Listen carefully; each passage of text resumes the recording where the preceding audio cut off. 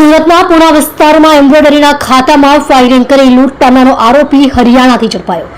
સુરતમાં શહેરના પુણામાં એમ્બ્રોઇડરીના ખાતામાં ફાયરિંગ કરી લૂંટ કરનારા આરોપીને પોલીસે આખરે ઝડપી પાડ્યો છે. તમને જણાવી દઈએ કે ભાગ્યોદય ઇન્ડસ્ટ્રીઝમાં ધોળા દિવસે એમ્બ્રોઇડરી ખાતામાં બે ઇસમોએ પ્રવેશી ફાયરિંગ કરી મોબાઈલ રોકડા રૂપિયાની લૂંટ કરી હતી. આરોપી લૂંટ કરી કારીગરોને અંદર પૂરી બહારથી દરવાજો બંધ કરીને ભાગી છૂટ્યો હતો. ત્યારે લૂંટના આરોપીઓ હવે પોલીસના સકંજામાં આવ્યો છે.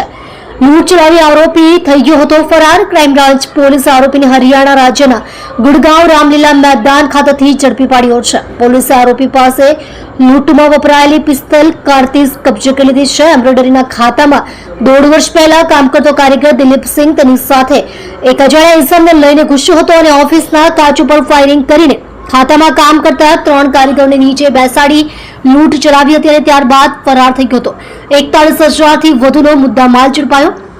આ સમગ્ર મામલે પોલીસ સ્ટેશનમાં ફરિયાદ નોંધાઈ હતી. ત્યારબાદ પોલીસે તપાસ હાથ ધરી આરોપી સચિન ધરમપાલ જાંગડાની હરિયાણા રાજ્યના ગુડગાંવ રામલીલા મેદાન પાસેથી ધરપકડ કરી લીધી છે. પોલીસે આરોપી પાસેથી 41,000થી વધુનો મુદ્દામાલ કબજે કરી લીધો છે અને આરોપીને જેલના સળિયા પાછળ ધકેલી કાયદેસરની કાર્યવાહી હાથ ધરી છે.